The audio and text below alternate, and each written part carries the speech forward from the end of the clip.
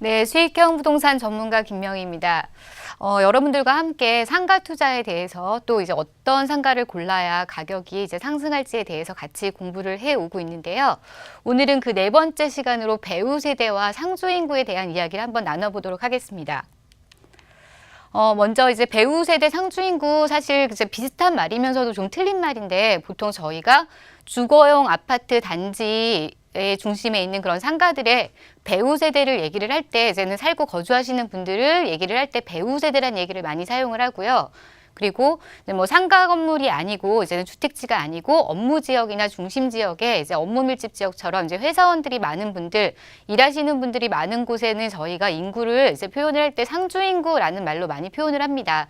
근데 이게 딱 떨어져서 이제 서로 다른 말도 아니면서 약간 겹치는 부분도 있기 때문에 가령 이제 업무지구나 주거지가 같이 있는 경우에는 이제 배우 세대들은 낮에는 전부 다 일터로 나가시고 거의 이제는 집에 있지 않은 경우도 이제 많고 또 상주 인구 같은 경우는 회사원들은 이제 거주지에서 이동을 해서 이제 회사에 근무를 하기 때문에 저희가 주거지 안에 있는 상가냐 또 업무지 안에 있는 업무 밀집 지역 안에 있는 상가냐에 따라서 이제 나타나는 말이 조금 다를 뿐이고요. 의미는 이제 상가 주변에 그 상가를 이용할 사람들이 어떤 세대냐라고 이제 분리하는 것이라고 생각하시면 되겠습니다. 지금 화면에서 보시는 이제 그림 같은 경우는 이제 문정 법조단지인데요. 이제 이 지도 이제 몇 번 보셨을 것 같은데 SH공사에서 지금 업무 밀집 지역에 건물당 상주할 인원을 예측하고 또 이제 이 건물을 이용할 인구들을 이제 예측을 해놓은 지도인데요. 저희가 방금 제가 말씀드린 거와 같이 주거지 같은 경우는 보통 주거지 안에 있는 상가 같은 경우는 주변의 아파트의 세대수를 따져서 이제 25평형이나 33평형 아파트 보통 3, 4인 가구 기준으로 이제 세대수를 파악을 하게 되겠고요. 업무지구는 간단합니다. 보통 이제는 회사마다 근무 인원들이 거의 대부분은 나와 있기 때문에 내지는 제곱미터당 몇 명 이런 식으로 해서 계산을 해서 상주할 인원을 체크를 하게 되는데요. 기존에 상권이 형성되어 있는 업무지구는 상관이 없지만 신규로 생기는 업무지구 같은 경우에는 그 건물 규모에 따라서 저희가 상주 인구의 수를 책정을 하기 때문에 일단은 건물 규모 같은 것도 자세하게 알아두시는 게 좋겠습니다. 이 배우 세대나 상주 인구의 이제는 영향력이 상가에 그대로 미쳐지기 때문에 저희가 이 상가가 가격이 오를 상가인지 그렇지 않을 상가인지를 따질 때 꼭 배우 세대에 대해서 따져봐야겠는데요. 뭐 그중에서 이 배우 세대의 수는 뭐 기본적으로 가장 중요한 게 되겠고요. 두 번째로 중요한 게 배우 세대의 소비력입니다.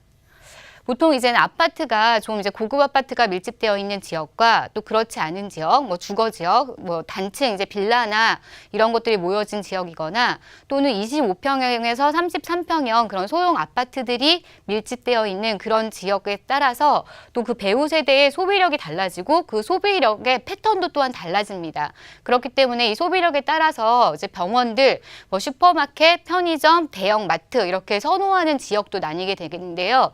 그렇기 때문에 배우 세대의 소비력도 반드시 체크를 하셔야겠고요. 그리고 뭐 저희 지난 시간에도 같이 얘기했는데 접근성을 따지기 위해서 배우 세대가 움직여가는 동선 꼭 파악하셔야 된다는 것이고요. 그리고 지금 배우 세대의 유입력 같은 경우는요. 상가 자체 이제 구분 상가 하나가 가지는 배우 세대의 유입력도 있을 수 있지만 건물 자체가 가지는 배우 세대의 유입력이 또 따로 있습니다. 가령 예를 들어서 1층부터 10층까지가 전부 다 상가인데 규모가 굉장히 크고 상가가 아주 조성이 잘 돼 있고 또 아이들을 끌어들이기 위한 키즈파크라든가 서점이라든가 이렇게 유입 업종이 잘 되어 있는 건물 자체 같은 경우는 또 더군다나 뭐 지하에 마트가 있다거나 그러면 그 건물 자체가 주변의 배우 세대를 다 끌어들이는 그런 유입력을 갖게 되기 때문에 그런 것 또한 파악을 하시는 게 좋겠고요. 방금 말씀드린 그런 배우 세대의 수, 소비력 패턴, 동선, 유입력 이런 것들이 전부 다 상가의 임차 업종을 결정한다고 보시면 되겠습니다. 그래서 보통 저희가 요즘에 대형 프랜차이즈 같은 경우는 이제 보통 상가를 하나 이제 오픈을 하게 되면 거리 제한을 두게 되는데요. 그 거리 제한은 상권을 보호하는 효과도 있지만 그 상가를 오픈하는 사람 입장에서는 그 거리 제한 안에 있는 배우 세대나 상조 인구를 전부 다 이제 가져갈 수 있다라는 이점도 있고 그것이 추후에 상가에 이제 프리미엄으로 더 얹어지는 경우도 있는데 꼭 대형 프랜차이즈가 아니다 하더라도 내가 만약 창업을 한다 또는 이제 이제는 가게를 이제 상가를 사서 거기에 이제 누구 세를 준다라고 했을 때 이 입점 업종에 대한 것도 꼭 반드시 고려를 하셔야 되는 게요. 가령 예를 들어서 중국 음식점이 이제 있는데 주변에 반경 500m 안에 중국 음식점이 하나도 없다. 라고 했을 때는 그 중국 음식점 같은 경우에는 주변의 그 모든 배우 세대를 또 이제 흡수할 수 있기 때문에 주변에 반경 500m 기준으로 내가 이제 들어가고자 하는 상가 또는 오픈하고자 하는 상가, 매입하고자 하는 상가의 입점 업종이 어느 정도 겹치는지도 꼭 파악을 해보실 필요가 있겠습니다. 자, 이 지도는요, 제가 여러분들한테 방금 말씀드린 그 배우 세대의 패턴을 가장 잘 활용해서 성공한 상가의 예를 하나 보여드리려고 하는 건데요. 이 지도에서 보시면 중고등학교가 굉장히 많이 몰려 있습니다. 한번 체크 한번 같이 해볼게요. 여기 문현 고등학교, 문현 초등학교, 그 다음에 한림예고, 그리고 문정 고등학교, 문정 중학교, 가원 중학교, 그리고 또 잠시만요. 근데 몇 군데가 송파중학교, 가동초등학교 이렇게 쭉 중고등학교가 몰려 있는데요. 사실 여가구의 거리는 굉장히 많이 떨어져 있는 바로 이곳에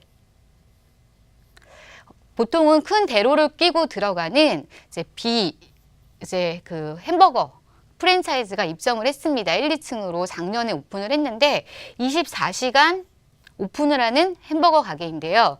중학교 아이들, 고등학교 아이들, 초등학교 아이들이 많이 몰려있는 주거지 밀집 지역에 도로폭도 굉장히 작은 이곳에 입점을 했음에도 불구하고 거의 24시간 풀로, 그리고 사람들이 정말 너무 많아서 앉을 자리도 없을 정도로 영업이 굉장히 잘 되는 곳입니다. 보통은 이 프랜차이즈 같은 경우는 대로에서 차들이 많이 다니거나 지하철역 주변에 많이 들어가는데 이렇게 안쪽에 지금 배우 세대에 대한 분석이 이 안쪽에 들어가더라도 충분히 성공할 가능성이 있다라고 마치고 들어가서 또 거기에 그 분석과 맞들어져서 굉장히 성업하고 있는 그런 프랜차이즈 업종이 되겠습니다. 그렇기 때문에 상가를 꼭 고르시고 업종을 고르시고 할 때 반드시 뭐 대로변이거나 역세권이면 더욱 좋긴 하지만 이 배우 세대가 어떤 배우 세대이며 또 어떤 소비 패턴을 가지고 있는지도 꼭 반드시 체크를 하셔야겠습니다. 오늘 내용 좀 정리를 하자면요. 배우 세대를 분석을 하는 것이 상가 투자의 성공으로 이어진다라는 것과요.